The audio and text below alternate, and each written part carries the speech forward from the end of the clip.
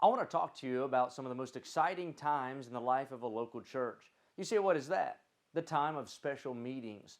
In the life of a local church, often there are special times where we set aside services for a specific emphasis. For example, we have our conferences. We have youth conference and pastors conference. We have missions conference. Many churches have a fall and a spring revival. I want to talk to you a little bit about how to get the most out of, especially a church revival meeting.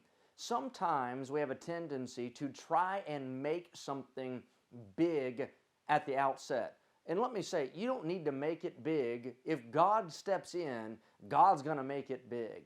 But sometimes we'll be doing things like this. We will add in more singing than normal, and that might not be bad, but sometimes we can sing the congregation to death.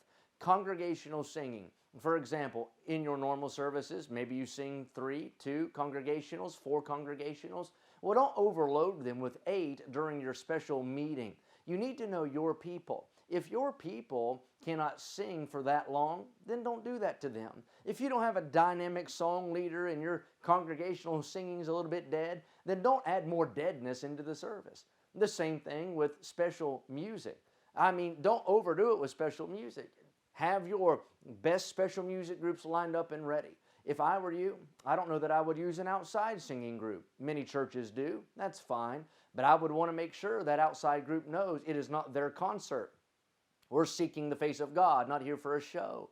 Also, can they hit the ball when they sing? Are they going to sing songs that help the spirit and help the service? Are they going to do something that might bring into question my stand on music? I don't want them to take over my meeting and to kill the spirit. Be careful with too much outside music coming in. Also, I found out when you have outsiders come in, sometimes it can stifle the liberty of your own people. And my revival meeting is for my church family. I want them to get help. I want them to use the altar. I want God to speak to their hearts, and I don't want to hinder that. Also, when you have a special meeting, let me say this, we don't have to add in 1,000 new announcements. In fact, if I were you, I'd keep the announcements very brief. Here's the announcement: we have church again tomorrow night. We have church again in the morning if it's a conference. That's the announcements that you need to know. We don't have to go through the list of birthdays and anniversaries and prayer requests every service. Dead time is just that. It is dead time. And you'll lose people in those long spread out seasons of announcements. Keep the thing moving. Have an order of service. Don't schedule God out, but do have some structure to what you're doing.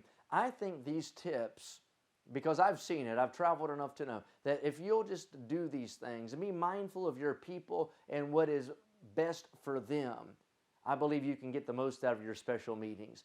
Pastor, I hope this has been a help in your Christian life today.